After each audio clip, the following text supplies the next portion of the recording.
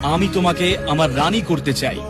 তুমি কি আমাকে বিয়ে করতে রাজি হবে আর এই প্রাসাদে আমার সঙ্গে থাকবে? আপনাকে কথা দিতে হবে যে যদি আমার উপর কখনো রেগে যান আর আমাকে চলে যেতে বলেন, তাহলে প্রাসাদ থেকে সেই জিনিসটা নিয়ে যেতে দেবেন যেটা আমি ভালোবাসি। আচ্ছা, এই তোমার ইচ্ছে?